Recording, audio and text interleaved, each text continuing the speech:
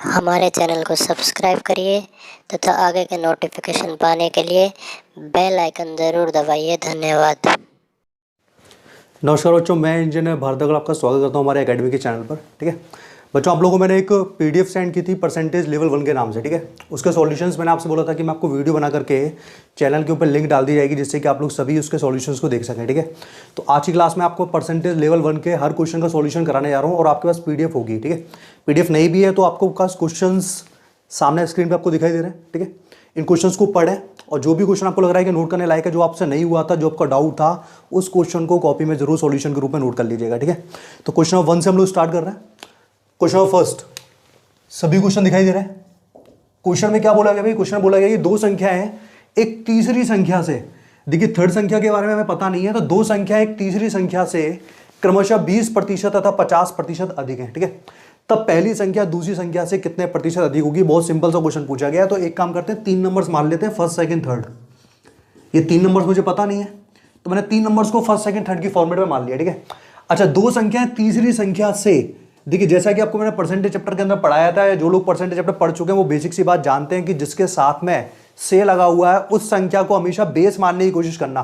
तो से किसके साथ में लगा हुआ है? सर से लगा हुआ है तीसरी संख्या के साथ में है, तो तीसरे नंबर को मैं बेस मान लेता हूं। बेस का मतलब मैंने क्या मानना है? 100 मानना है। ठीक है, 100 क्यों माना भाई हमने? क्योंकि 100 का परसेंटेज निकालना कंपैरेटिवली आसान है। तो 100 का परसेंटेज निकालना अगर आसान है तो बेस को मैंने 100 मान लिया, थर्ड को मैंने 100 मान लिया। अब संख्याएं कितने कितने परसेंट ज्यादा है? एक तो 20% और 50% अधिक है। तो पहला नंबर अगर 20% ज्यादा होगा 100 से तो 120 कहलाएगा। अच्छा सेकंड नंबर अगर 50% अधिक होगा तो कितना कहलाएगा बच्चों? 150 कहलाएगा। ये रेशो आ गया, 120 अनुपात 150 अनुपात 100, ये आपके क्वेश्चन में रेशो है। ठीक है, आप चाहें तो यहां कैंसिलेशन कर सकते हो, नहीं भी चाहें तो भी कोई दिक्कत नहीं। रेशो आ गया फाइनल 12 अनुपात 15 अनुपात 10। अब इन तीन संख्याओं का रेशो आने के बाद वो आपसे कोई भी क्वेश्चन पूछ सकता है। ठीक है, हम लोगों से क्या पूछा गया है? हम लोगों से पूछा गया कि पहली संख्या दूसरी संख्या का कितना प्रतिशत है।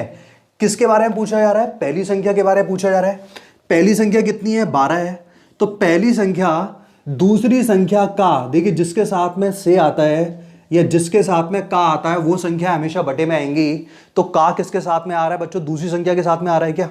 तो दूसरी संख्या को बटे में ले देते हैं जो कि 15 है। तो 12/15 इंटू 100, 3 से मैं कैंसिल करूंगा 4 बार, 3 से 5 बार, 5 से 20 बार, और 20 चौक 80% आपके क्वेश्चन का आंसर है। ऑप्शन नंबर बी क्वेश्चन का आंसर आएगा। ठीक है, तो आंसर की भी आपको आंसर ऑप्शन नंबर बी दिया हो। बहुत सिंपल सा क्वेश्चन, आप चाहें तो वीडियो को रिप्ले कर सकते हैं। ठीक है, अच्छा क्वेश्चन नंबर सेकंड देखिए फटाफट से। लैंग्वेज पढ़िए, क्वेश्चन नंबर सेकंड की लैंग्वेज क्या है? इसमें बोल रहा है यदि एक भिन्न के अंश को 20% बढ़ा दिया जाए।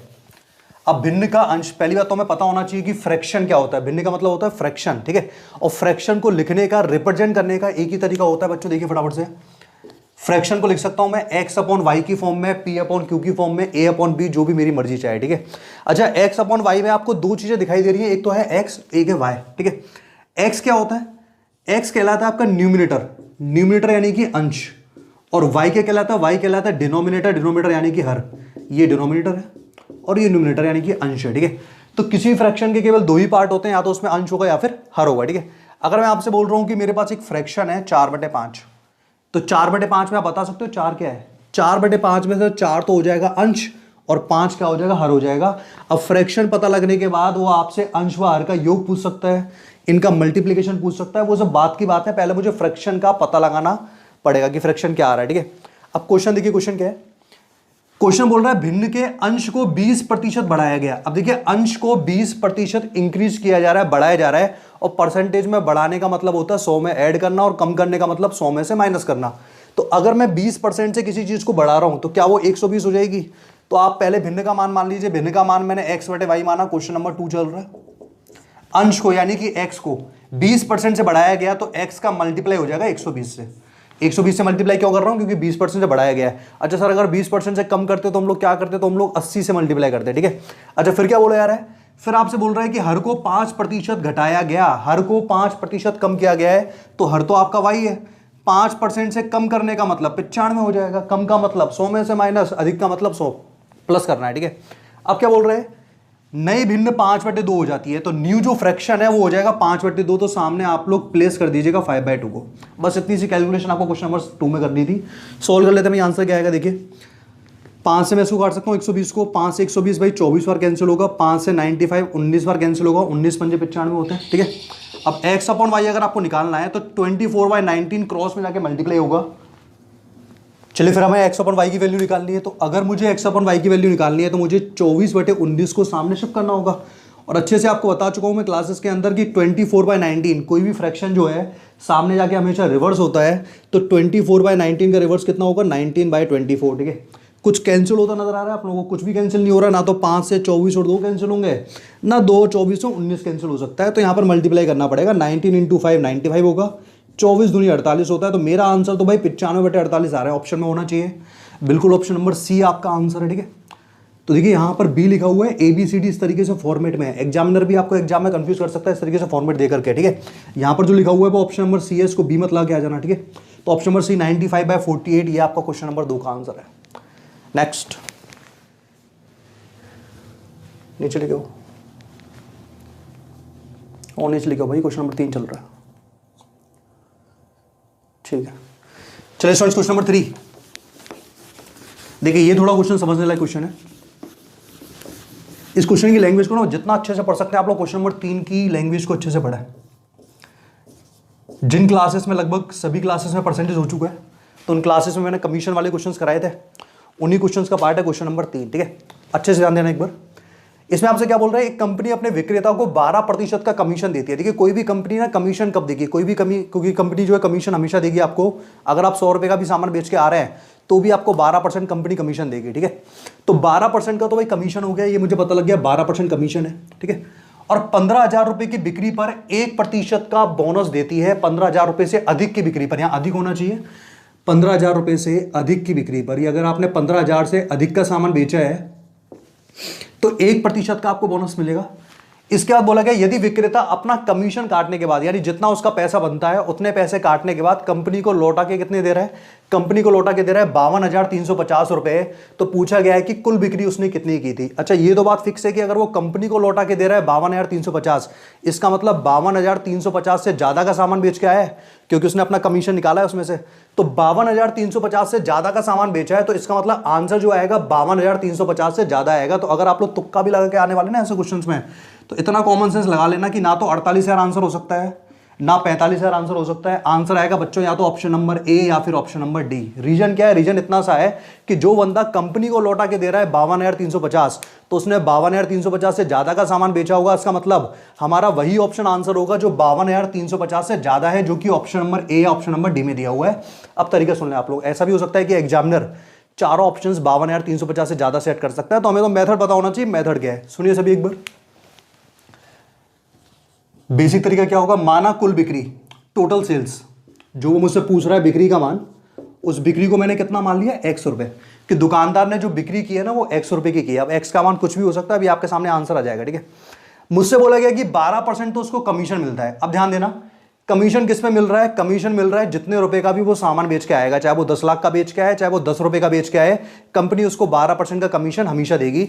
तो 12% में किसका निकाल सकता हूं, जितने का उसने सामान बेचा है। और अभी सामान कितने का बेचा है उसने, x का बेचा है, तो x का 12% कितना आएगा बच्चों, x × 12/100। इतना उसे कमीशन के रूप में इनकम हो चुकी है। अब बात चल रही है बोनस की, बोनस वाली बात अच्छे से समझना। मैंने क्या बोला आप लोगों से, कंपनी बोनस कब देगी, कंपनी बोनस देगी 15,000 रुपए से अधिक की बिक्री पर। यानी अगर 15,000 रुपए से ज्यादा का सामान बेचा है तो कंपनी आपको बोनस देगी। अगर 15,000 से ज्यादा का सामान नहीं बेचा तो कंपनी आपको बोनस नहीं देगी। सपोज कीजिए मैं एक सेल्समैन हूं और मैं सामान बेच के आया 14,000 रुपए का, या सामान बेच के आया 12,000 रुपए का, तो 12,000 रुपए के हिसाब से क्या मुझे कंपनी कमीशन देगी? सर कंपनी कमीशन तो आपको दे देगी, क्योंकि कमीशन हमेशा फिक्स है, चाहे आप कितने का भी सामान बेचें। क्या मैं इस कंडीशन के हिसाब से बोनस का हकदार हूं? क्या मुझे बोनस मिलना चाहिए 12,000 का सामान बेचने पर? बिल्कुल नहीं मिलेगा भाई। कंपनी के रूल्स एंड रेगुलेशन क्या है कि 15,000 रुपए से ज्यादा का सामान बेचो और बोनस लेके जाओ। तो इसका मतलब 12,000 रुपए का सामान बेचने पर मुझे बोनस नहीं मिलेगा। अब दूसरी कंडीशन सुनिए, मैं 18,000 रुपए का सामान बेच के आया हूं, तो क्या मुझे कमीशन मिलेगा? कमीशन आप बिल्कुल आंख मीच के बोल सकते हो, कमीशन हमेशा मिलेगा। तो 18,000 का 12% मुझे कमीशन के रूप में मिलने वाला है। अच्छा क्या मैं इस समय बोनस का हकदार हूं? बिल्कुल हकदार हूं भाई। कंपनी के रूल्स क्या थे, 15,000 रुपए से ज्यादा का सामान बेचो और आपको बोनस मिलेगा। मैं सामान बेच के आया हूं 18,000 का, तो मुझे बोनस मिलना चाहिए। कितना परसेंट बोनस है?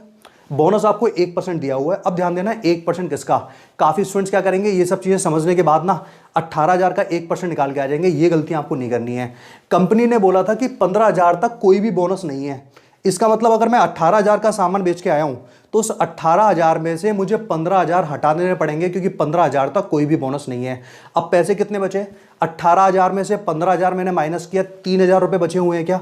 तो कंपनी जो मुझे बोनस देगी वो 3,000 के हिसाब से देगी, ना कि 18,000 के हिसाब से। ये बात समझ में आ रही है क्या, बहुत कॉन्सेप्चुअल बात है, वापस सुनना सभी एक बार। अगला एग्जांपल लेते हैं, मैं सामान बेच के आया मान लीजिए 25,000 रुपये का, ठीक है। क्या मुझे कमीशन मिलेगा, बिल्कुल मिलेगा सर आपको कमीशन। कितना परसेंट मिलेगा, 12% मिलेगा। किसका 12%, 25,000 का 12%। अच्छा, क्या मुझे 25,000 रुपये का सामान बेचने पर बोनस मिलना चाहिए क्या, बोनस मिलेगा, क्योंकि 15,000 से मैंने ज़्यादा का सामान बेचा है। आप इतना बताइए 15,000 से कितना अधिक सामान बेचा है, 15,000 से 10,000 अधिक सामान बेचा है, इसका मतलब बोनस मिलेगा 10,000 रुपये पे। तो बोनस किस राशि पे मिल रहा है, इसका पता कैसे करते हैं। इसका पता करने के लिए जितने रुपए का आपने सामान बेचा है उसमें से माइनस कर दो कंपनी की जो कंडीशन है। तो सेम केस में यहाँ पे करने वाला हूँ कि एक्स का 12% कमीशन के रूप में मिल गया। बोनस कितना आएगा, बोनस एक्स के ऊपर नहीं मिलेगा, बोनस एक्स में से 15,000 माइनस करने पे मिलेगा। तो एक्स में से 15,000 मैंने माइनस किया, इसका कितना परसेंट, इसका केवल 1%, इसका 1% मुझे बोनस के रूप में मिलने वाला है, ठीक है।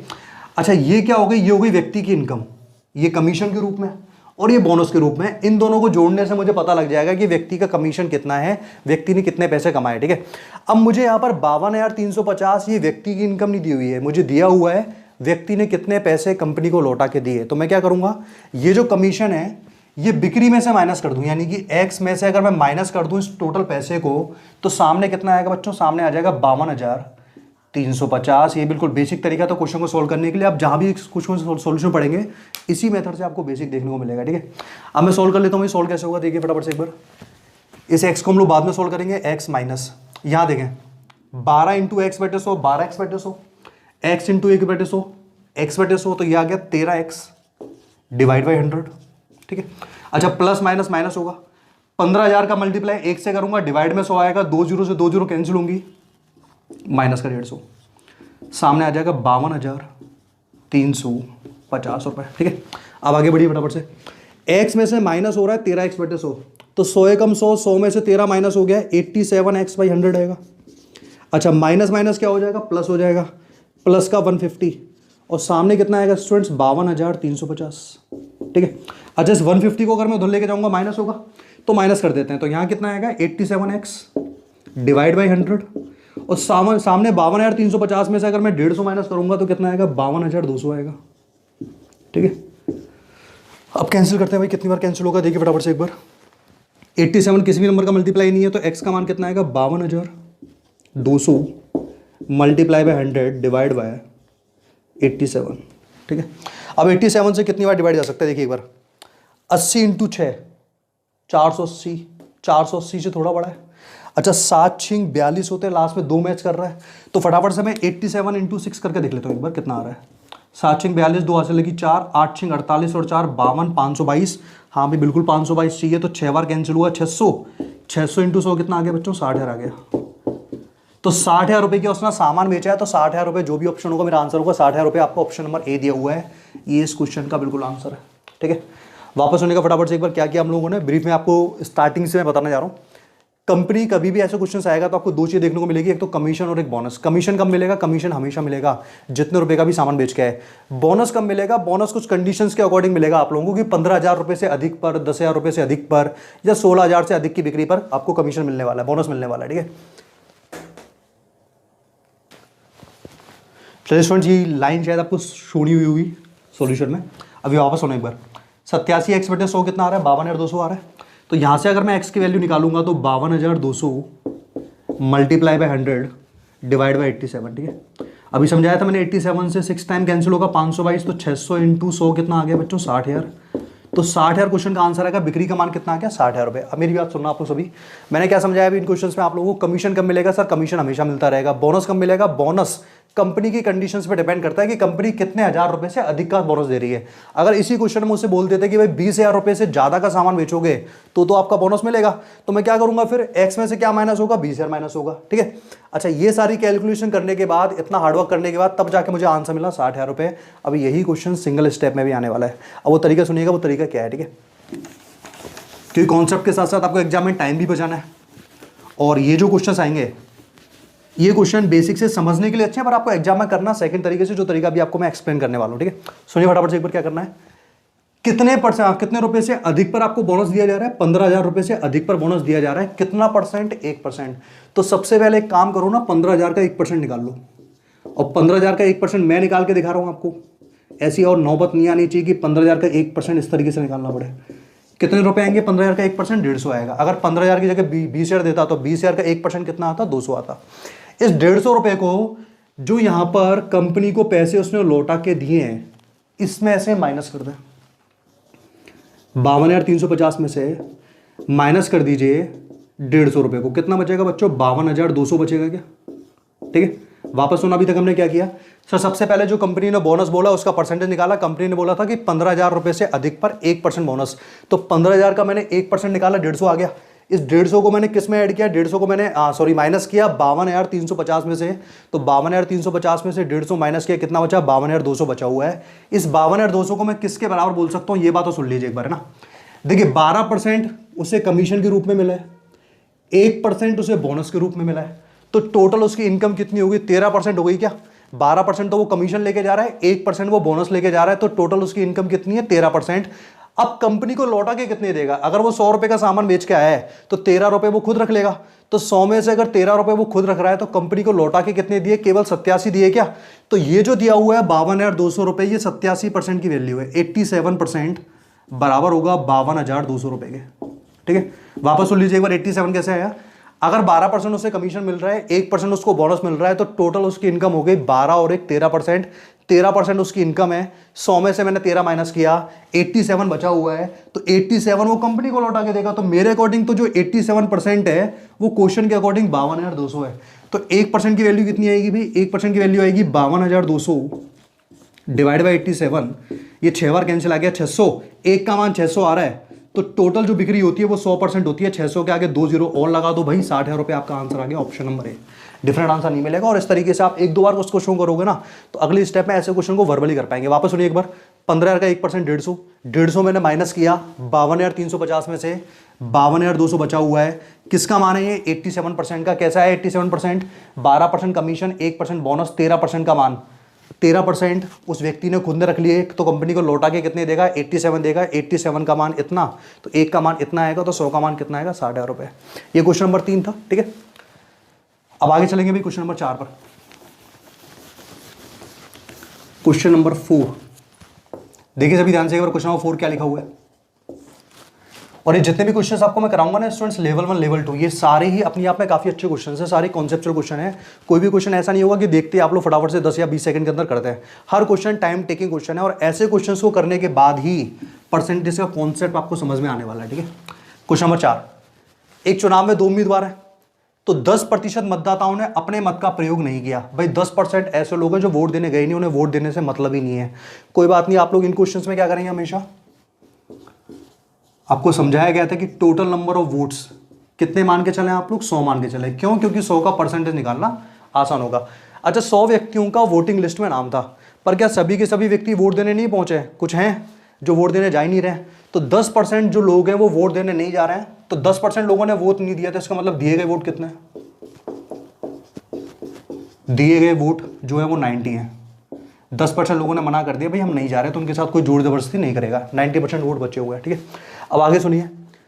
कुल मतों में, देखिए कुल मतों में 2000 मत अवैध घोषित कर दिए गए। अवैध का मतलब समझते हैं आप लोग? इनवैलिड। ये किसी भी काम के नहीं है। यानी इन 2000 वोटों को मैं काउंटिंग में काम में नहीं ले सकता, तो इनको बाद में मुझे हटाना पड़ेगा। चलिए ये बात की बात है। ठीक है, अब ये आपसे बोल रहा है कि जीतने वाले उम्मीदवार ने मतदाता सूची के कुल मतों का, देखिए ये बात बहुत अच्छे से समझने लायक है, कुल मतों का 52% मत मिल रहा है। ठीक है, कुल मतों का 52% मत मिल रहा है। एक आपसे 2 लैंग्वेज बोली जाती है, एक तो बचे हुए मतों का 52% और एक टोटल वोट्स का 52%। तो टोटल वोट्स मैंने कितने माने थे? 100 माने थे। इसका 52% विनर को मिल रहा है। तो देखिए एक बार, ये जो 90% बचे हुए हैं, इसका विनर और लूजर में, जीतने वाले और हारने वाले में डिस्ट्रीब्यूशन कैसे कैसे होगा उसने ये क्लियर कर दिया कि 52% वोट तो जीतने वाले को मिलने हैं टोटल वोटों का। तो 100 का 52% कितना आएगा, 52 आ गया। 90 वोट बचे हुए थे, 90 में से 52% वोट जीतने वाला लेके जा रहा है, तो हारने वाले के हिस्से में कितने आएंगे, 90 में से 52 माइनस कीजिए आप लोग। तो 90 में से 52 माइनस करूंगा तो कितना परसेंट आएगा, 38% आएगा। ठीक है, ये गलती मत करना कि आप 90 का 52% निकाल दो, ये आपको गलती नहीं करनी है, क्योंकि 52% जो दिया हुआ है वो टोटल वोटों को दिया हुआ है, तो कुल वोट मतलब कि 100। ठीक है, अब मुझे इतना बताइए आप लोग कि विनर को अगर 52 मिले हैं और लूजर को अगर 38 मिले हैं, तो इन दोनों में अंतर कितने का आ रहा है भाई, इन दोनों में जो अंतर आ रहा है 52 में से 38 माइनस कीजिए, 52 में से पहले 40 माइनस कीजिए, कितना बचेगा 12, और 38 माइनस करना है आप लोगों को तो 14 बचेगा। ठीक है, 14%। डिफरेंस कितने का आ रहा है, 14% का आ रहा है।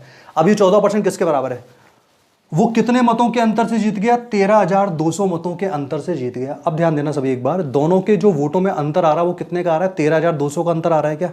चलिए 13,200 जो है ये आपको डिफरेंस दिया हुआ है, पर क्या इसमें से मैं 2,000 वोट माइनस नहीं करूंगा जो कि इनवैलिड थे, तो 2,000 वोट जो इनवैलिड थे उसको मैंने माइनस किया, तो 13,200 में से अगर मैं 2,000 सब्ट्रैक्ट करता हूं, माइनस करता हूं, तो बच्चों कितना बचेगा, 11,200 बचेगा। और ये 11,200 किसकी वैल्यू है, 14% की वैल्यू है। ठीक है, तो फटाफट से मैं किसकी वैल्यू निकालूंगा, 1% की।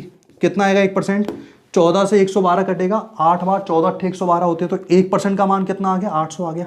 आ रहा है 1% का मान 800। अच्छा, 1% का मान अगर 800 आ रहा है तो मुझे यहां पर 38% की वैल्यू निकालनी है पहले, क्योंकि लूजर को मैंने 38% वोट दिए हुए हैं। तो 38% की वैल्यू कितनी आएगी भाई, 1% का मान 800 आ रहा है, तो 38% की वैल्यू आएगी 800 इंटू 38, मल्टीप्लाई कर देते हैं, डबल जीरो, 8 इंटू 8 64, हासिल 6, 8 या 24 और 6 30,400। देखिए 30,400 ना ऑप्शन में नहीं है, तो काफी students none of these answer लाके आ जाएंगे कि नन ऑफ दीज इस क्वेश्चन का आंसर है, पर आंसर नहीं है, यही वो गलतियां करते हैं। 30,400 बेशक 38% की वैल्यू आई है, पर मुझे इसमें से वो 2,000 वोट फिर से माइनस करने पड़ेंगे जो मैंने शुरुआत में माइनस नहीं किए थे, तो 2,000 वोटों को इसमें से माइनस करना पड़ेगा। सर आप लूजर वाले वोट में से क्यों माइनस कर रहे हैं 2,000 वोट, विनर में से तो माइनस किए नहीं। विनर में से मैंने इसलिए माइनस नहीं किया क्योंकि विनर को 52% वोट मिलना फिक्स है। अब चाहे लोग वोट डालने आए ना आए, चाहे कितने भी वोट इनवैलिड हो, उससे जीतने वाले उम्मीदवार के वोटों पर फर्क नहीं पड़ेगा। ठीक है, तो हम लोग क्या करेंगे फिर, 30,400 में से ये 2,000 वोट इनवैलिड जो है माइनस करेंगे, तो हारने वाले को वोट कितने मिलेंगे भाई, हारने वाले को वोट मिलेंगे 30,400 माइनस के 2,000, और आंसर आएगा 28,400। 28,400 ऑप्शन में होना चाहिए भाई, 28,400 ऑप्शन नंबर बी आपको दिया हुआ है, सेकंड नंबर ऑप्शन। ठीक है, देखिए अभी काफ़ी आता है ना, कुछ लोगों को पची नहीं होंगी, मैं स्टार्टिंग से वापस बताता हूँ, सुनिए फटाफट से एक बार। कुल वोटों की संख्या कितनी मैंने मानी, कुल वोटों की संख्या मैंने मान ली 100%। कितने परसेंट लोगों ने वोट नहीं दिया, 10% लोगों ने वोट नहीं दिया, हटा दो उनको फटाफट से, वो 10% हमारे किसी भी काम के नहीं है, तो दिए गए वोट कितने होंगे बच्चों, 90% होंगे। ठीक है, अच्छा जीतने वाले को तो 52% वोट मिलना फिक्स है। किसका 52%, ये बात मैं बार बार रिपीट कर रहा हूं आप लोगों से, ये 52% कुल वोटों का भी हो सकता है, ये 52% बचे हुए वोटों का भी हो सकता है, वो क्वेश्चन की लैंग्वेज पे डिपेंड करेगा, क्वेश्चन में क्या दिया हुआ है। अगर ये 52% कुल वोटों का 52% है, तो कुल वोट तो मैंने 100 माने, तो 100 का 52% कितना आएगा, 52 आ जाएगा। अच्छा 90 में से 52% वोट विनर लेके चला गया, तो हारने वाले के हाथों में क्या आएगा, केवल 38% वोट आएगा, क्योंकि इन दोनों का एडिशन कितना हो जाएगा, 90 हो जाएगा। अच्छा अंतर बताओ, इन दोनों का अंतर कितना आ रहा है, अंतर 14 का आ रहा है।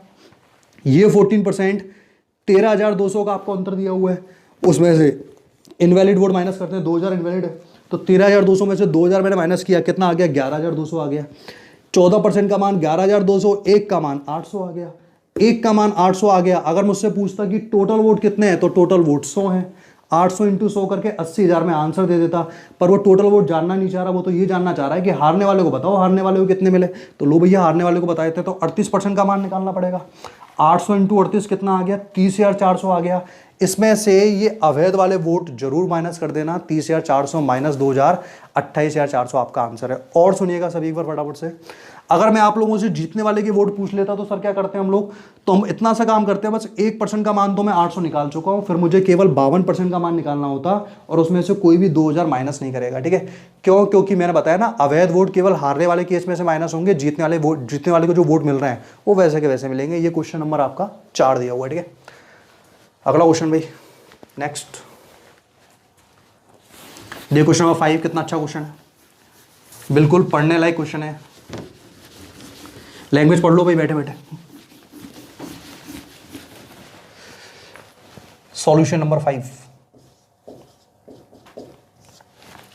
एक परीक्षा को उत्तीर्ण करने के लिए 40% अंक आवश्यक है। इसका मतलब अगर पेपर 100 नंबर का हुआ है तो 40% अगर आपके नंबर आए तो आप पास कहलाओगे, वरना अन्यथा आप फेल हो। ठीक है, तो 40% अंक पास होने के लिए आवश्यक है। ए उत्तीर्ण अंकों से 10% कम अंक प्राप्त करता है, यानी कि पास होने के लिए जितने भी नंबर चाहिए उससे 10% नंबर कम आ रहे हैं ए के। तो पहले पता लगा लेता हूं मैं ए के अंक कितने हैं। तो देखिए पास होने वाले जो अंक हैं वो 40 हैं, तो ए का जो स्कोर आया होगा 10% अंक कम है। अच्छा किससे 10% कम है? 40 से। तो कुछ बुद्धियां ऐसी होंगी जो 40 में से सीधे 10 माइनस करके 30 लिख देंगे, वहीं से फिर क्वेश्चन गलत होना चालू हो जाएगा, फिर बोलते सर हमारा आंसर नहीं आया। आपको 10% निकालना पड़ेगा पहले 40 का। 40 का 10% कितना आता है? 4 आता है। तो 40 में से 10 माइनस नहीं होगा, 40 में से 40 का 10% माइनस होगा।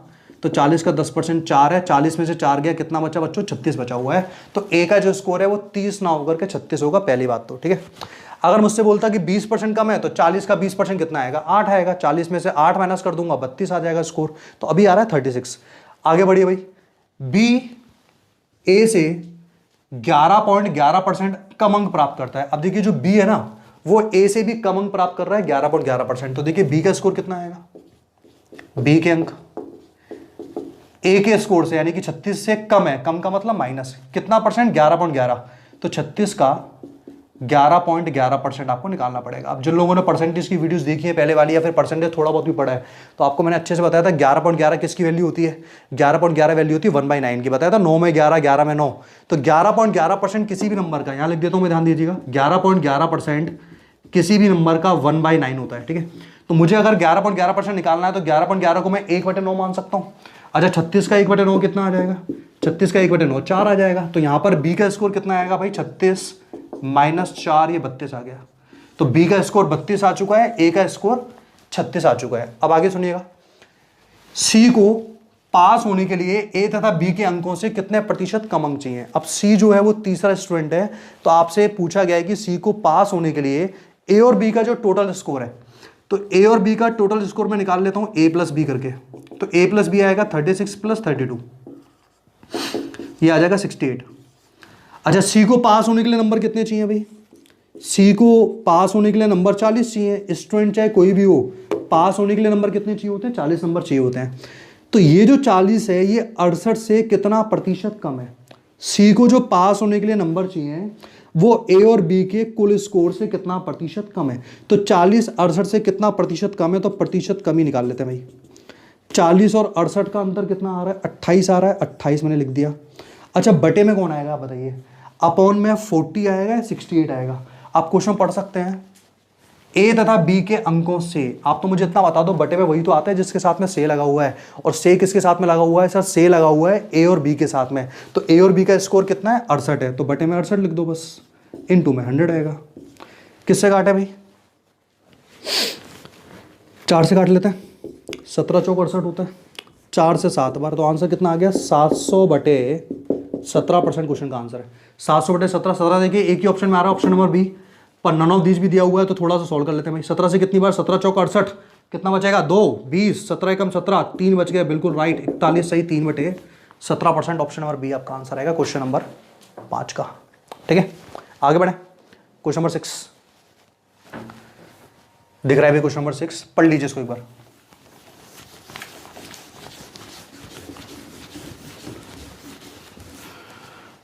चलिए क्वेश्चन नंबर 6, एक वस्तु की कीमत R% से बढ़ाएगी। अब यहां पर डाटा ना देकर के लेटर दिया हुआ है R%, कोई बात नहीं। अच्छा फिर R% से घटा भी दी गई।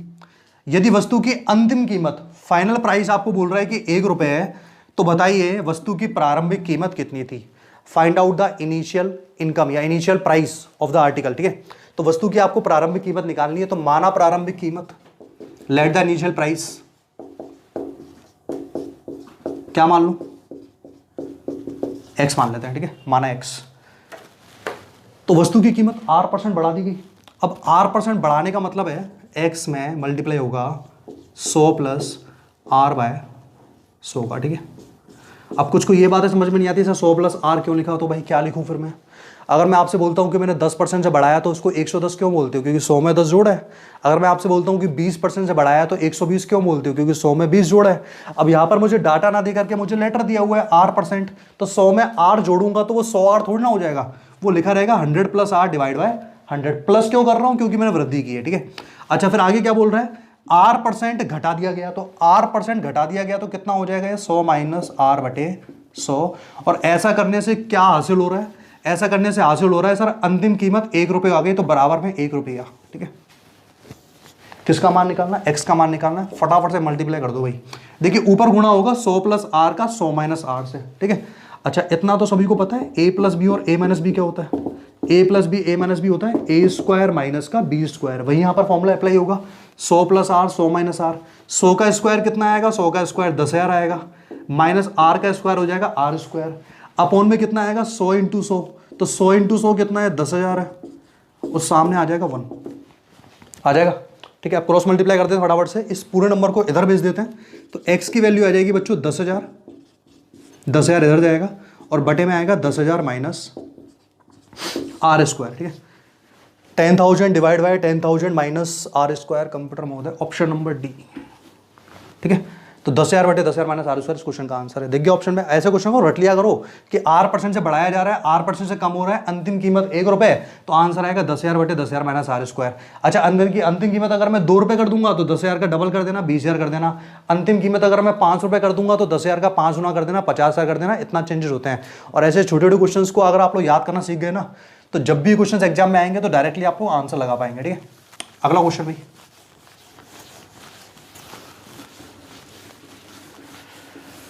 Question number 7।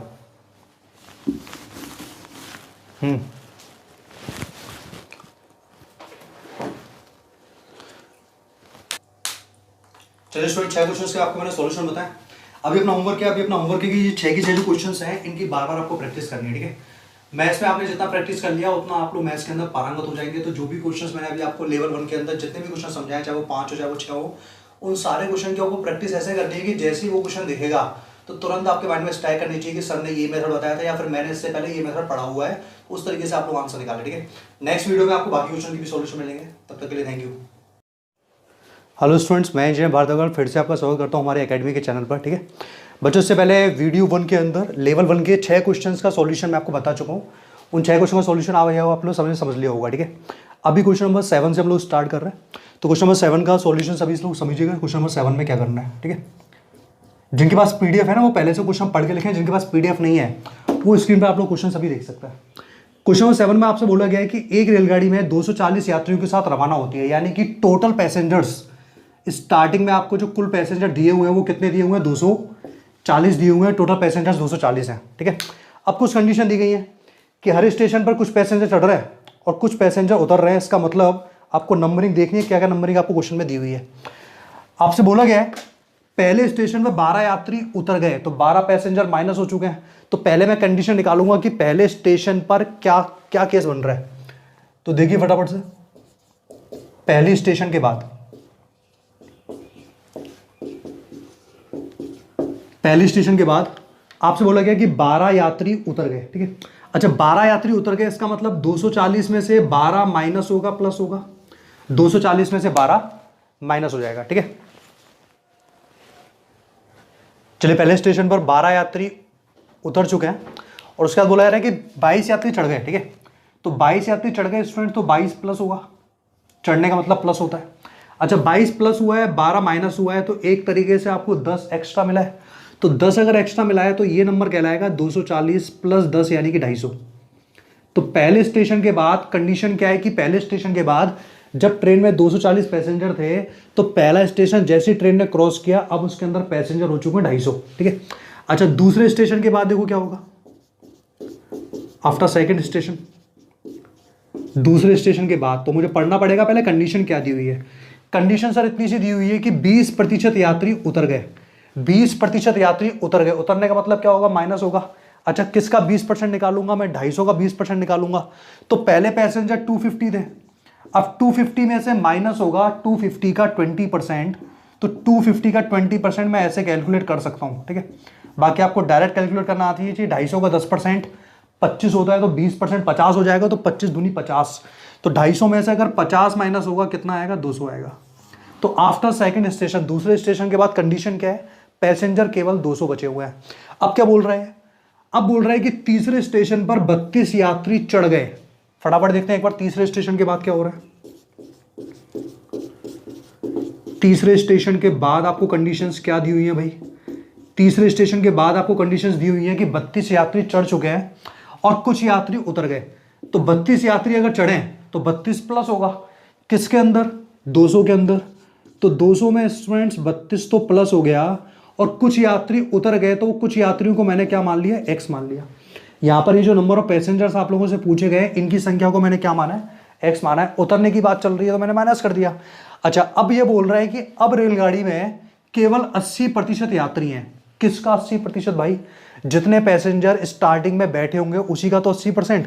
कितने बैठे थे, 240 बैठे थे, तो बराबर होगा 240 का 80%, 240 का 80%। ठीक है, सॉल्व कर लेते हैं भाई, कैंसिल हो गया। 8 चौक 32, 2 हाथ से लगी 3, 8 दूनी 16 और 3 192, 192 आ चुका है। मुझे किसका मान निकालना है, मुझे एक्स का मान निकालना है। चलिए आगे देखिए फटाफट से एक बार, 200 और 32 कितना हो गया, 232 हो गया, माइनस का एक्स, सामने आपका 192 है। तो अगर मुझे एक्स की वैल्यू निकालनी है तो 192 को इधर ला के माइनस करूंगा, तो 232 माइनस 192, आंसर कितना आ गया आप लोगों का, 40। कौन सा ऑप्शन है भाई, ऑप्शन नंबर बी दिया हुआ है 40। तो इससे आपसे पूछा गया था कि तीसरे स्टेशन पर उतरने वाले यात्रियों की संख्या, तो तीसरे स्टेशन पर कितने यात्री उतरे, एक्स उतरे, तो एक्स का मान कितना आ गया, 40 आ गया। ये इस क्वेश्चन का आंसर आएगा। ठीक है, बिल्कुल जैसा क्वेश्चन में बोल रहा था ना वैसा करना है। अगर बोल रहा है उतर रहे हैं तो माइनस करना है, अगर बोल रहा है चढ़ रहे हैं तो आपको प्लस करना है। ठीक है, अगला क्वेश्चन देखिए फटाफट से एक बार, क्वेश्चन नंबर 8 पढ़िए भाई। बहुत सिंपल सा क्वेश्चन दिया हुआ है, क्वेश्चन नंबर 8, बस परसेंटेज हो सकता है देखने में आप लोगों को टफ लगे। ठीक है, चलिए क्वेश्चन की लैंग्वेज क्या दी हुई है, किसी वस्तु की कीमत में 44.44% की कमी आ जाती है तो उसकी खपत को कितने प्रतिशत से बढ़ाया जा सकता है जिससे कि उसके खर्चे पर कोई प्रभाव ना पड़े। ठीक है, देखिए परसेंटेज मैंने जब भी आपको पढ़ाया है हर क्लास के अंदर ये बात अच्छे से आपको बताई गई है कि किसी भी क्वेश्चन में अगर परसेंटेज आपको एक बार दिया जाए तो उन सभी क्वेश्चन को करने का तरीका बहुत सिंपल होता है और वो तरीका आपको हर क्वेश्चन में अप्लाई करना है जहां पर भी परसेंटेज आपको सिंगल टाइम दिया हुआ है। तो इस क्वेश्चन को पढ़ने के बाद मुझे इतना पता लग गया परसेंटेज केवल एक ही बार है। कितना परसेंट दिया हुआ है, 44.44। तो सभी लोग पहले क्या करेंगे, क्वेश्चन नंबर 8 के अंदर ये जो आपको 44.44% दिया हुआ है ना, इसको फ्रैक्शन के अंदर लिखेंगे। फ्रैक्शन क्या होता है, जैसे कि 25% 1/4 होता है, 20% 1/5 होगा, उसी तरीके से मैं 44.44% को क्या बोल सकता हूं, ये आपको पता लगाना आना चाहिए। तो ध्यान दीजिए कैसे करते हैं। आपको मैंने बताया था कभी भी पॉइंट से पहले या पॉइंट के बाद अगर आपको नंबर सेम दिया जा रहा है, पॉइंट से पहले या पॉइंट के बाद आपको नंबर सेम दिया जा रहा है, तो उस केस में आपको समझाया गया था या तो नंबर 9 का मल्टीपल होगा या नंबर फिर 11 का मल्टीपल होगा। ठीक है, जितने भी परसेंटेज एग्जाम में आएंगे या आते रहेंगे वो फिगर हमेशा ऐसा होगा या तो 11 का मल्टीपल है या फिर 9 का मल्टीपल है। तो अभी देख के आपको क्या लग रहा है ये नंबर किसका मल्टीपल है स्टूडेंट्स, 11 का मल्टीपल है क्या? बिल्कुल भाई 11 का मल्टीपल है, 11 चौक 44 होते हैं, तो 11 से 4 बार डिवाइड जा रहा है। अच्छा, नंबर अगर 11 का मल्टीपल है, ध्यान रखना नंबर अगर 11 का मल्टीपल है तो बटे में 9 लिखना है, और नंबर अगर 9 का मल्टीपल है तो बटे में 11 लिखना है। इतनी सी याददाश्त आपको ये चीजें याद करनी पड़ेंगी। तो 44.44% किसकी वैल्यू है, 4/9 की वैल्यू है। आगे सुनिएगा सर, अगर 55.55 होता तो क्या करते हैं हम लोग, वही तरीका करते हैं जो भी आपको दिया गया है, 55.55%। नंबर किसका मल्टीपल है, 11 का मल्टीपल है, कितने टाइम्स, 5 टाइम्स। तो नंबर अगर 11 का मल्टीपल है वो भी 5 बार, तो 11 का मल्टीपल है तो बटे में क्या आ जाएगा, 9 आ जाएगा। 9 का मल्टीपल है तो बटे में 11 आ जाएगा। ठीक है, मल्टीपल अगर 11 का है तो बटे में 9 लिखना है, मल्टीपल 9 का है तो बटे में क्या लिखना है, 11 लिखना है। और कैसे देखिएगा,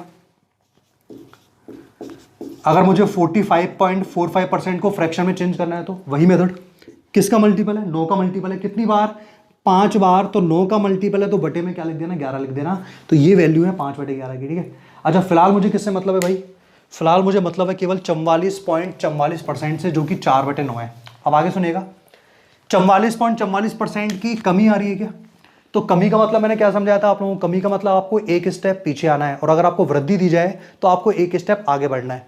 तो इस 4/9 में अगर मुझे एक स्टेप पीछे आना है, माइनस का 1 स्टेप, तो देखिए एक स्टेप पीछे और आगे आने में आपको क्या चीजें याद रखनी पड़ेंगी या समझनी पड़ेंगी।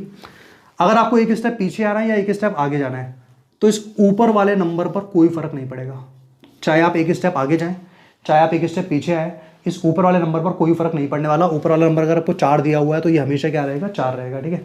अच्छा फर्क किस पे पड़ेगा भाई, फर्क पड़ेगा सर नीचे वाले नंबर पर। कैसे, अगर मुझे एक स्टेप पीछे आना है तो मैं इन दोनों का डिफरेंस लूंगा, 9 में से 4 माइनस करूंगा, कितना बचेगा, 5 बचेगा।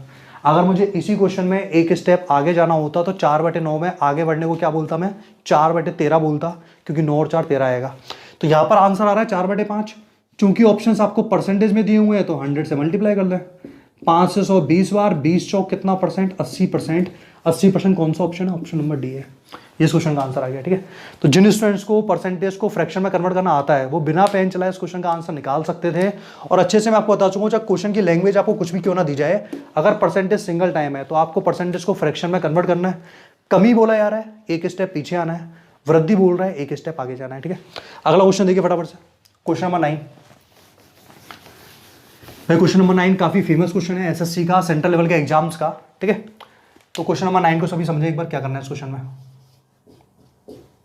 इस क्वेश्चन को करने का बिल्कुल यूनिक तरीका है, बिल्कुल डायरेक्ट तरीका, आपको डायरेक्ट तरीका समझना है। क्या बोल रहा है क्वेश्चन में कि आयकर में 19% की कमी आ जाती है। आयकर का मतलब होगा आपका इनकम टैक्स, यानी जो भी आप लोग टैक्स पे कर रहे हैं उसको बोलेंगे हम लोग आयकर, इनकम टैक्स। तो इनकम टैक्स में अगर 19% की कमी आ रही है, यानी गवर्नमेंट जो है मुझसे टैक्स कम ले रही है, तो उस केस में क्या होता है कि आय में, इनकम में 1% की वृद्धि हो जाती है। भाई अगर गवर्नमेंट मुझसे टैक्स कम लेगी तो मेरी इनकम जाहिर सी बात है कि बढ़ेगी। अगर गवर्नमेंट मुझसे टैक्स ज़्यादा लेगी तो इनकम मेरी क्या हो जाएगी, फिर कम हो जाएगी। तो मुझे ये बोला गया है कि आयकर में 19% की कमी हो रही है, इनकम 1% से बढ़ रही है, तो बताइए आयकर की दर कितनी है। तो आयकर की दर निकालने का डायरेक्ट तरीका सुने आप लोग, क्योंकि जब भी क्वेश्चन आएगा डायरेक्टली इसी तरीके से क्वेश्चन पूछा जाएगा आप लोगों से। अगर आपको आयकर की दर निकालनी है, इनकम टैक्स की आपको रेट निकालनी है, तो हमेशा आपको ऊपर इनकम वाला इफेक्ट लिखना है, जो इनकम पे इफेक्ट दिया हुआ है, बटे में टोटल परसेंटेज, इनटू में 100। वापस सुनिए मैंने क्या समझाया, जो भी आपको इनकम पे इफेक्ट दिया हुआ है उसको हमेशा आपको ऊपर लिखना है, बटे में टोटल आएगा, इनटू 100 आएगा।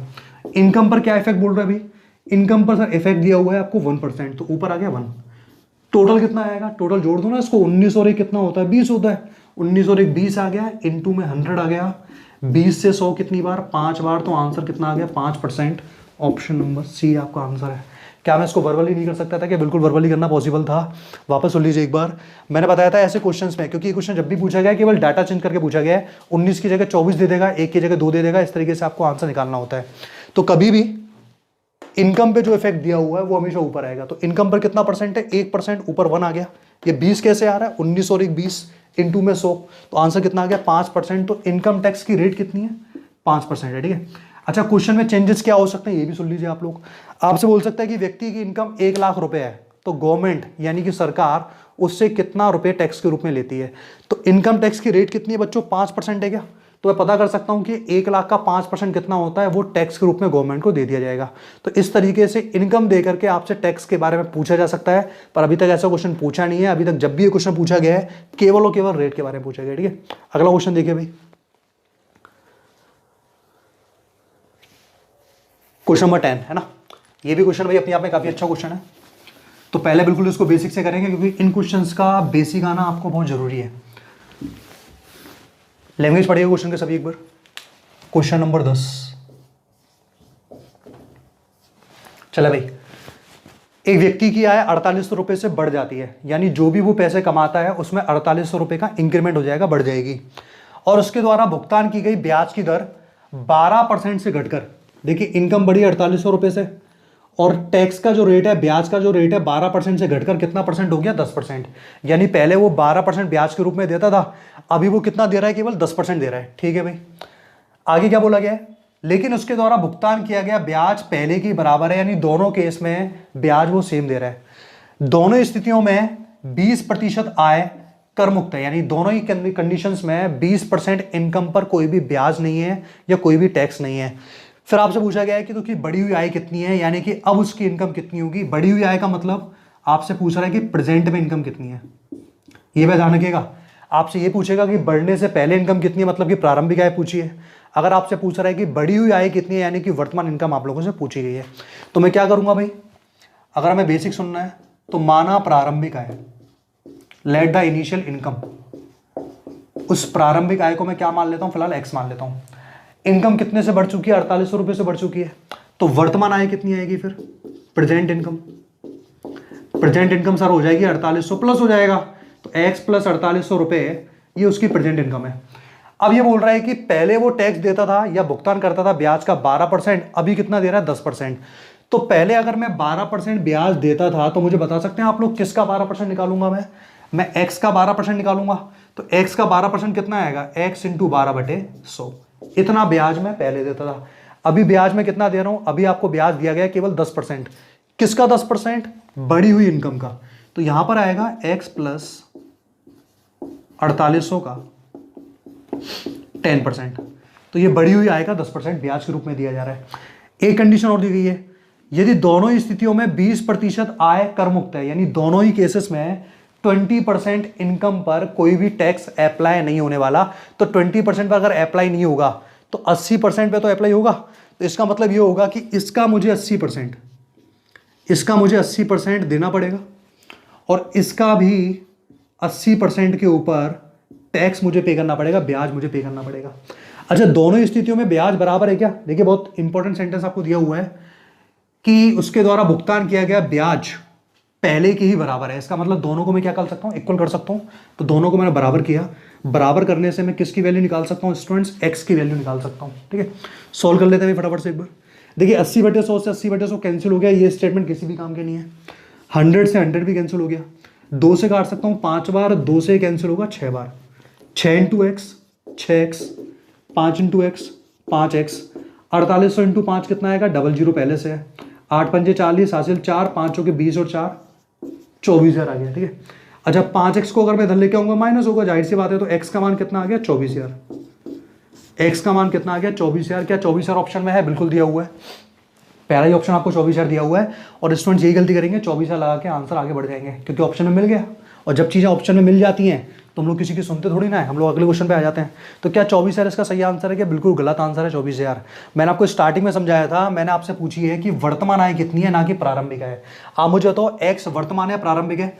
सर एक्स तो प्रारंभिक इनकम है, इनिशियल इनकम है। तो 24,000 रुपये तो वो पहले कमाता था। अब इनकम का मान बढ़ा है कम हुआ है? अब इनकम का मान बढ़ा है ना 4800 रुपये से, तो 4800 इसमें ऐड होगा। तो वर्तमान इनकम कितनी है? बढ़ी हुई जो इनकम आएगी वो आएगी 24,000 प्लस 4800 इसमें ऐड होगा। तो आंसर कितना आएगा भाई? 28,800 रुपये आंसर आएगा। ये जो ऑप्शन दिया हुआ है 28,800 अगर ऑप्शन में नहीं है तो आएगा option number D, none of these. ठीक है, तो आंसर कितना है स्टूडेंट्स का? नन ऑफ दीज इस क्वेश्चन का आंसर आएगा। पोज करने पर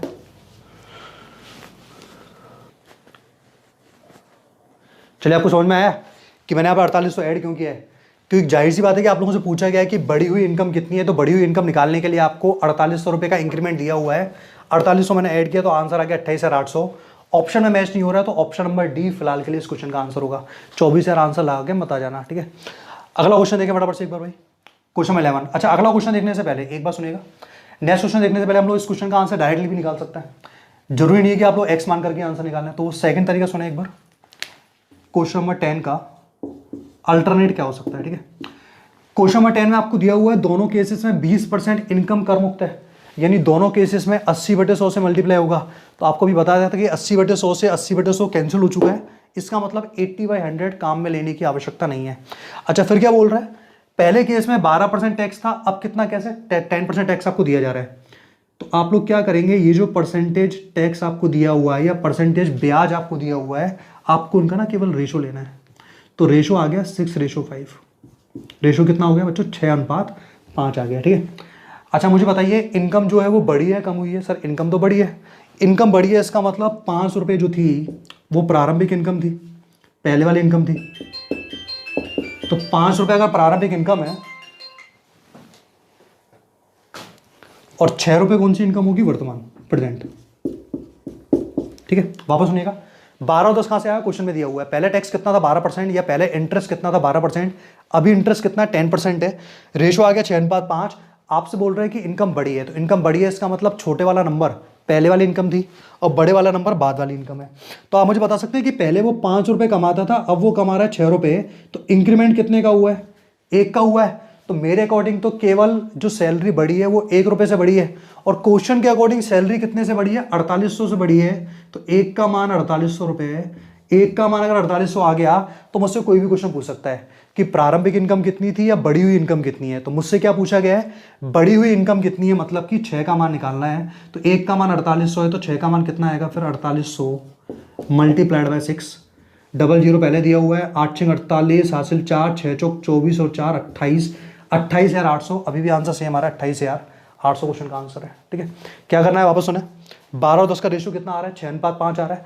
6:5 में 5 पहले वाली इनकम है, 6 नई वाली इनकम है। इंक्रीमेंट कितने का हो रहा है मेरे अकॉर्डिंग इंक्रीमेंट केवल 1 रुपये का हो रहा है। क्वेश्चन के अकॉर्डिंग 4800 दिया हुआ है, 1 का मान 4800 तो 6 का मान कितना आएगा 28,800 रुपये आपका आंसर है। ठीक है, अगला क्वेश्चन देखिए भाई, क्वेश्चन नंबर 11।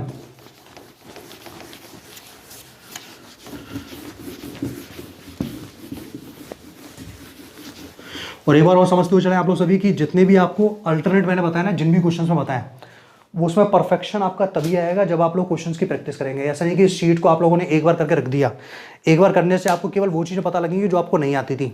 सेकंड टाइम आप लोग करेंगे शीट को तो आपकी स्पीड बढ़ेगी। तो ये शीट को कम से कम 2 से 3 बार प्रैक्टिस में लेना है, जिससे कि आप लोग जब ये क्वेश्चंस देखें तो वहाँ आपका टाइम आपका एग्जाम में वेस्ट ना हो। ठीक है, क्वेश्चन 11 देखिएगा एक बार।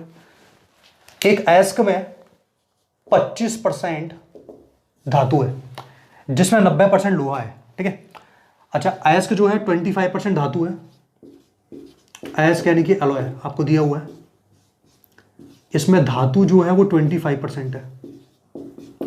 तो बाकी का अधातु नॉन मेटल वाला हिस्सा कितना आएगा 75%, क्योंकि कोई भी क्वांटिटी अपने आप में कितनी होती है 100% होती है। ये बात समझ में आ रही है। तो इस अयस्क के अंदर धातु 25% है, बाकी का हिस्सा कितना है 75% है। इस धातु में से, धातु कोई भी हो सकती है, मेटल कोई भी हो सकता है, उस मेटल में से स्पेसिफिकेशन आपको आयरन का दिया हुआ है, लोहे का दिया हुआ है। लोहा कितना परसेंट है 90% है, तो किसका 90% 25 का। अब 25 का मुझे 90% निकालना पड़ेगा। 25 का 90% कितना आएगा, 25 90 225 होते हैं तो ये आ जाएगा 22.5%। 22.5% कितना आ जाएगा, लोहा आ जाएगा। ठीक है, वापस सुने, इस अयस्क में 25% धातु है, बाकी अधातु है, मुझे उससे कोई मतलब नहीं है। ठीक है, इस धातु के अंदर, इस मेटल के अंदर 25% का 90% लोहा है, तो 25 का 90% कितना आ गया बच्चों 22.5 आ गया। तो 22.5% क्या होगा, लोहा होगा। आगे क्या बोला गया है, शेष 75% अयस्क में कोई लोहा नहीं है, इसके अंदर आयरन मौजूद नहीं है, इसके अंदर लोहा नहीं होगा। ठीक है, अब ये बोल रहा है कि 60 किलोग्राम लोहा प्राप्त करने के लिए अयस्क की कितनी मात्रा आवश्यक है, 60 केजी लोहा प्राप्त करने के लिए। अभी ध्यान दीजिएगा, अगर इस परसेंटेज को मैं केजी की फॉर्म में लूं तो मैं कह सकता हूं कि भाई 100 किलोग्राम आपके पास अयस्क है, 100 केजी अगर आपके पास अयस्क है तो उससे लोहा कितना मिल रहा है, उससे लोहा मिल रहा है 22.5 केजी। तो मैं कह सकता हूं कि 22.5 केजी लोहा, 22.5 केजी लोहा जो है वो आपको प्राप्त हो रहा है 100 केजी अयस्क से। ठीक है, अच्छा क्या मुझे केवल 22.5 लोहा चाहिए क्या, नहीं, मुझे लोहे की मात्रा कितनी चाहिए, यहाँ पर लोहे की मात्रा आपको दी गई है 60 केजी। तो 60 केजी के लिए तो अयस्क फिर आपको ज़्यादा चाहिएगा, तो आपको 60 केजी का मान निकालना है। तो 60 केजी का मान निकालने से पहले आप सभी 1 केजी का मान निकालिए। 1 केजी का मान कितना आएगा, तो 1 केजी का मान कितना आएगा भाई 100 डिवाइड बाय 22.5, पॉइंट हटाएगा तो ऊपर 0 आ जाएगा। ठीक है, अच्छा मुझे निकालना है 60 केजी का मान, तो 60 केजी का मान कितना आएगा फिर 60 केजी का मान आएगा 1000 डिवाइड बाय 225 मल्टीप्लाइड बाय 60। 25 से काट सकता हूँ भाई इसको, 25 से कितनी बार कैंसिल होगा 9 बार, 25 से 4 बार, 25 चौके 100 होते हैं, 3 से काटिए 20 बार, 3 बार, 40 इंटू 20 कितना आ गया 800 आ गया। तो आंसर आएगा 800/3 केजी। 800/3 केजी ऑप्शन में नहीं है, इसको सॉल्व कीजिए फटाफट से। इसको सॉल्व करेंगे 3 दूनी 6, 2 बचेगा 20, 3 6 18, फिर 2 बचेगा 3 6 18, 266.66 केजी अप्रॉक्सीमेट आपका आंसर है। और ये दिया हुआ है ऑप्शन नंबर बी में 266.67 केजी आपका आंसर होगा। ठीक है, वापस सुने फटाफट से एक बार रफली। आपसे बोला गया था कि 25% धातु है अयस्क में, तो 25% धातु हो गया, 75% अधातु है, नॉन मेटल है। धातु का 90% लोहा है, तो 25 का जब मैंने 90% निकाला बच्चों तो कितना आया 22.5%। 22.5 लोहा जो आ रहा है वो कितने में आ रहा है 100 केजी अयस्क में आ रहा है। तो 22.5 केजी लोहा 100 केजी अयस्क में आएगा, तो 1 केजी लोहा कितने में आएगा 1000/225। तो मुझे लोहा कितना चाहिए 60 केजी, तो 60 केजी लोहे के लिए अयस्क की कितनी मात्रा सफिशिएंट है 266.67 केजी। ये क्वेश्चन नंबर 11 है। ठीक है, आगे बढ़े भाई क्वेश्चन नंबर 12 पर। क्वेश्चन नंबर 12 भाई, काफ़ी टाइम बाद काफ़ी आसान सा क्वेश्चन आया है और आप में से मोस्टली स्टूडेंट्स ने क्वेश्चन नंबर 12 निपटा दिया होगा। ठीक है, ध्यान दे भाई। Question number 12, a plus B का 120% बराबर है a माइनस बी का 180%। a प्लस बी का 120% बराबर है a माइनस बी का 180%। तो a b से कितना प्रतिशत अधिक है? ये क्वेश्चन जब क्लास के अंदर कराए गए थे तो आपको मैंने सिखाया था a और b का रेशो कैसे लिया जाता है, a और b का अनुपात कैसे लिया जाता है। तो यहां पर आपको वही चीजें अप्लाई करनी है, a और b का रेशो निकालना है। ठीक है, अच्छा a और b का रेशो निकालने के लिए मैं क्या करूंगा, एक बार इन दोनों को ऐड करूंगा जो भी आपको परसेंटेज दिए हुए हैं। तो एक बार तो परसेंटेज आपस में ऐड होंगे यानी 180 प्लस 120, और एक बार क्या होगा फिर सब्ट्रैक्शन होगा, माइनस होगा। तो 180 में से 120 मैंने क्या कर दिया, माइनस कर दिया। एक बार एडिशन और एक बार सब्ट्रैक्शन यानी कि माइनस। ठीक है, ऐड करने के बाद कितना आ रहा है, 180 प्लस 120 कितना आ रहा है, 300 आ रहा है। अच्छा 180 में से 120 माइनस होगा, कितना आएगा, 60 आएगा। ये कैंसिल हो चुका है, 6 से 30 5 बार, रेशो कितना आ गया, 5:1। ये रेशो निकालने का सबसे आसान तरीका होता है। और स्टूडेंट्स एग्जाम में क्या कर रहे होते हैं, स्टूडेंट एग्जाम में सॉल्व कर रहे होते हैं इस तरीके से, a प्लस बी का 120% तो इंटू में 120/100 लिख देंगे। फिर क्या लिखेंगे वो, a माइनस बी का 180% इंटू में 180/100 लिख देंगे। उसके बाद सॉल्व करेंगे। चलिए हम लोग सॉल्व कर देते हैं, आपको डाउट भी क्लियर हो जाएगा कि इस तरीके से आंसर आ रहा है नहीं आ रहा। 60 से मैंने दोनों काटा, 60 दूनी 120, 60 180, 2 का मल्टीप्लाई किया 2a प्लस 2b, सामने कितना आएगा 3a माइनस का 3b, 2a उधर जाके माइनस होगा तो a बचेगा, 3b उधर आके प्लस हो जाएगा तो 5b हो जाएगा। तो a और b का रेशो कितना आ गया, 5:1। 5:1। तो ये सब कुछ करने में ना आपको टाइम ज़्यादा लगेगा। आपको क्या करना है, आपको सीधे परसेंटेज ऐड करना है और एक बार डिफरेंस लेना है। तो ऐड करने पे कितना आ रहा है, 300 आ रहा है, डिफरेंस लेने पे कितना आ रहा है, 60 आ रहा है। तो रेशो कितना आ गया, 5:1। अच्छा सर हमें ये बात कैसे पता लगेगी कि जो एडिशन आ रहा है वो a के नीचे आएगा और जो सब्ट्रैक्शन आ रहा है वो b के नीचे आएगा? इस बात का अंदाजा आपको क्वेश्चन को देख के लग जाएगा ना। आप मुझे बताइए, यहाँ पर a माइनस बी लिखा हुआ है, b माइनस ए लिखा हुआ है। सर a माइनस बी लिखा हुआ है और a माइनस बी का मतलब क्या होगा, हम लोग हमेशा बड़े में से छोटा नंबर माइनस करते हैं। तो अगर ये बोल रहा है कि a माइनस बी, तो a माइनस बी का मतलब a की वैल्यू बड़ी है और b की वैल्यू कम है, और बड़ी वाली वैल्यू हमेशा प्लस करने से आएगी, माइनस करने से नहीं आएगी। अगर यहाँ लिखा होता b माइनस ए तो मैं एडिशन b के नीचे लिखता और सब्ट्रैक्शन आप लोग किसके नीचे लिखते, फिर a के नीचे लिखते। तो अभी रेशो कितना आ रहा है बच्चों, a और b का रेशो आ गया 5:1। अब मुझसे क्या बोल रहे हैं, a b से कितना प्रतिशत अधिक है। तो आंसर देखिए फटाफट से, a b से कितना प्रतिशत अधिक है। तो परसेंटेज अधिक कितना ज़्यादा दिया हुआ है, तो 5 जो है वो 1 से कितना ज़्यादा है, 5 1 से 4 ज़्यादा है, तो अंतर 4 का आ गया। बटे में कौन सा नंबर आता है, जिसके साथ में से लगा हुआ है, से किसके साथ में लगा हुआ है, b के साथ में लगा हुआ है, b का मान 1 है, 4/1 इंटू 100 कितना आ गया, 400%। तो कितना परसेंट अधिक है भाई, 400% अधिक है। ऑप्शन नंबर बी ये इस 12वें क्वेश्चन का आंसर है। ठीक है, नोट कीजिए फटाफट से एक बार। चलिए स्टूडेंट क्वेश्चन नंबर 13 क्वेश्चन। ठीक है, एक व्यक्ति अपनी आय का 75% हिस्सा खर्च कर देता है। तो ऐसे क्वेश्चन में आपको मैंने समझाया था कि आप लोग हमेशा इनकम, आय और खर्चा यानी कि एक्सपेंडिचर, इन दोनों का रेशो निकालें। इनकम और एक्सपेंडिचर का आपको रेशो निकालना है। ठीक है, इनकम को मैंने कितना मान लिया, 100 मान लिया। 75% हिस्सा खर्च कर रहा है तो 100 का 75% कितना आएगा, 75 आएगा। तो यहाँ पर रेशो आ गया 100:75। 25 से मैंने काटा, 25 चौके 100, 25 तिया 75, अनुपात कितना आ गया, 4:3। 4:3 का मतलब मैं क्या समझ सकता हूँ कि 4 रुपये अगर उसकी इनकम है, 3 रुपये उसने खर्च कर दिए, बचत कितनी आएगी बच्चों, सेविंग कितनी आएगी, 1 रुपये आएगी 4:3 के अकॉर्डिंग। ठीक है, अब आगे सुनो, यदि अब उसकी आय को 18% से बढ़ा दिया गया, अब उसकी जो भी इनकम है उसको मैंने 18% से इंक्रीज किया है, 18% से बढ़ाया है भाई, और उसके बाद क्या बोला जा रहा है, उसके खर्चे को 10% से बढ़ा दिया गया। तो इनकम को अगर 18% से बढ़ाया है तो इनकम को आप लोग प्लस के 18 से मल्टीप्लाई करो। ये सब कुछ मेथड आपको क्लास के अंदर अच्छे से स्पेसिफाई कर दिए गए हैं। प्लस के 18 से मल्टीप्लाई क्यों कर रहा हूँ, क्योंकि 18% से बढ़ाया है। अच्छा खर्चे को 10% से बढ़ाया है तो खर्चे को प्लस के 10 से मल्टीप्लाई करें।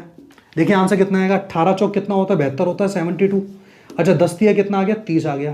तो कहना चाह रहा है कि 72 रुपये की इनकम में से 30 रुपये खर्च हो चुके हैं, स्पेंड हो चुके हैं। तो कोई व्यक्ति अगर 72 में से 30 खर्च कर देगा तो उसकी बचत कितनी आएगी, 72 माइनस 30, 42 आएगा क्या, 42 आ चुका है। बटे में हमेशा रेशो के बीच का अंतर लेना होता है। अंतर क्यों ले रहा हूं मैं, क्योंकि बचत का मतलब क्या होगा, आय माइनस खर्चा। जो भी आपने पैसे कमाए उसमें से जो खर्च हो गए उनको हटा दो, तो जो बच जाएंगे आपकी सेविंग कहलाएगी, बचत कहलाएगी। तो 4 में से 3 माइनस हुआ, 1 बचा हुआ है, तो यही आपका आंसर है 42%। तो 42% की क्या हो जाएगी, वृद्धि हो जाएगी। अच्छा एक बात और सुनिएगा, भाई 42% सर ऑप्शन नंबर ए में भी है, सी में भी है। मुझे कैसे पता लगेगा कमी हो रही है वृद्धि हो रही है? तो कमी होना है वृद्धि होना आप पता लगाना बहुत आसान है, आपको दिया हुआ है 72 में से क्या माइनस हो रहा है, 30 माइनस हो रहा है। तो 72 में से 30 माइनस होगा, प्लस के 42 आएगा, माइनस के 42 आएगा, प्लस का आएगा, पॉजिटिव आएगा, इसका मतलब 42% इंक्रीमेंट होगा, तो 42% की वृद्धि हो जाएगी, ऑप्शन नंबर सी। सिंपल सा क्वेश्चन था। Next question, question number 14। चलिए स्टूडेंट्स, आज की वीडियो का लास्ट क्वेश्चन है, क्वेश्चन नंबर 14, ठीक है। थोड़ा जल्दी करते हो समझना, क्योंकि ऐसे क्वेश्चंस क्वेश्चन आपको मैं हर कुछ क्लास के अंदर करा चुका हूँ, ठीक है। बस रिवीजन चल रहा है, इन क्वेश्चंस की एप्लीकेशन आपको समझ में आने वाली है अच्छे से। क्वेश्चन 14 में क्या बोल रहा है कि एक व्यक्ति अपनी मासिक आय का 20% मकान किराए पर, शेष का 37.5, शेष वाला वर्ड दिया हुआ है, शेष का 37.5 शिक्षा पर, फिर शेष का 20%, फिर शेष का 12.5%, इस तरीके से क्वेश्चन दिया हुआ है। और अंत में उसके पास पैसे कितने बचते हैं? 700 रुपये। तो ये बात अच्छे से आपको बताई नहीं गई थी कि जब भी आपको शेष वाला वर्ड दिया जाए, परसेंटेज को फ्रैक्शन में कन्वर्ट करें, तो फटाफट से कन्वर्ट कर लेते हैं क्या क्या परसेंटेज दिए हुए हैं। एक मुझे दिया हुआ है 20%, उसके बाद नेक्स्ट है 37.5%, अगला परसेंटेज फिर 20% है, और सबसे लास्ट में दिया हुआ है 12.5। 20% आपका 1/5 होगा, 37.5 लिखाया था आपको 3/8 होगा, 20% अगेन 1/5 और 12.5 कितना होता है? 1/8। ये सब परसेंटेज को कन्वर्ट करने का तरीका मैं आपको पहले बता चुका हूँ। अब आगे ध्यान दीजिए कि 20% 1/5 का मतलब क्या है। 1/5 का मतलब है कि 5 रुपये अगर आपकी इनकम है तो 1 रुपये आपने क्या कर दिया? खर्च कर दिया।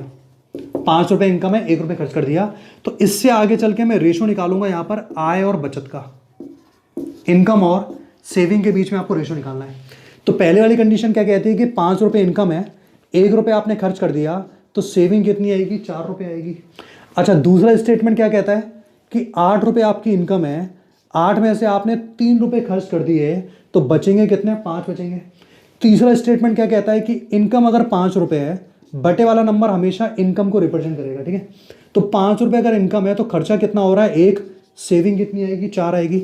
अच्छा, लास्ट वाला स्टेटमेंट क्या कह रहा है? 1/8। 1/8 का मतलब 8 रुपये अगर इनकम है तो 8 में से 1 रुपये माइनस होंगे, सेविंग कितनी आएगी? 7 आएगी, ठीक है। अच्छा, मुझे इन सब का मल्टीप्लाई करना है, इनका भी मुझे मल्टीप्लाई करना है। मल्टीप्लाई करने के बदले में आपको मैंने सेकंड तरीका बताया था, आप मल्टीप्लाई करने से बचें। अगर आपको लग रहा है कि अपोजिट में कुछ नंबर कैंसिल हो सकते हैं, तो पहले उनको कैंसिल करें, जिससे कि कैलकुलेशन मुझे ज़्यादा ना करनी पड़े। क्या मैं 5 से 5 को कैंसिल नहीं कर सकता? क्या बिल्कुल कर सकता हूँ, बाद में कैंसिल करना पड़ेगा, पहले कर लीजिए आप लोग, कैलकुलेशन थोड़ी आसान हो जाएगी, ठीक है। अच्छा देखिए, 4 से 8 कितनी बार? 2 बार कैंसिल होगा, बिल्कुल ठीक है। 4 एकम 4, 4 से 8 यहाँ पर भी 2 बार कैंसिल हो गया। अब जो बचे हुए हैं उनका मल्टीप्लाई कर दीजिए आप लोग। 5 दूनी 10, 10 दूनी 20, यहाँ 20 आएगा, और यहाँ केवल 7 बचा हुआ है, तो 7 आ गया। तो मैं आपसे क्या कहना चाह रहा हूँ? मैं कहना चाह रहा हूँ कि 20 रुपये जो इनकम थी, उसमें से खर्च करते करते आपके पास सेविंग कितनी बची हुई है? 7 रुपये की। तो मेरे अकॉर्डिंग तो सेविंग 7 रुपये है। पर क्या क्वेश्चन इस बात को मान रहा है? क्वेश्चन तो ये कह रहा है कि सेविंग जो है वो 700 रुपये है। तो एक काम करते हैं, मेरे अकॉर्डिंग जो सेविंग 7 रुपये आई है, उसमें क्वेश्चन के अकॉर्डिंग मैं कितना मान सकता हूँ? 700 मान सकता हूँ।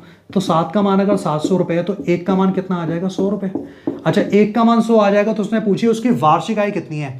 तो पहले महीने की इनकम निकाल लेता है। महीने की इनकम निकालने के लिए किसका मान निकालना पड़ेगा? 20 का मान निकालना पड़ेगा। तो मासिक आय, मंथली इनकम, मासिक जो आपकी आय आएगी वो आएगी 20 इंटू में 100। 1 का मान 100, तो 20 का मान कितना आ गया? 2000 रुपये। 2000 रुपये जो है ना, वो उसकी मासिक इनकम है, महीने में कमाता है। पर मुझसे पूछा गया है कि वार्षिक कितने कमाता है, एनुअली, साल में कितने पैसे कमाएगा। तो महीने में अगर कोई व्यक्ति 2000 रुपये कमाता है, तो साल की इनकम कितनी होगी भाई? 1 महीने में, 1 साल में 12 महीने, तो 2000 मल्टीप्लाई बाय 12, 12 दूनी कितना आ गया? 24,000 रुपये। तो 24,000 रुपये उस व्यक्ति की वार्षिक इनकम होगी। ऑप्शन नंबर ए इस क्वेश्चन का आंसर आ गया, ठीक है। बहुत सिंपल सा क्वेश्चन था, शेष वाला वर्ड आपको दिया हुआ है, इस तरीके से आपको इस क्वेश्चन का सॉल्यूशन करना है, ठीक है। तो पिछले 2 वीडियोस के अंदर टोटल अब तक के 14 क्वेश्चन मैं आपको सोल्व करा चुका हूँ। नेक्स्ट वीडियो में बाकी के 6 क्वेश्चन भी आपको सोल्व करा दिए जाएंगे, तब तक के लिए वेट कीजिएगा। Thank you.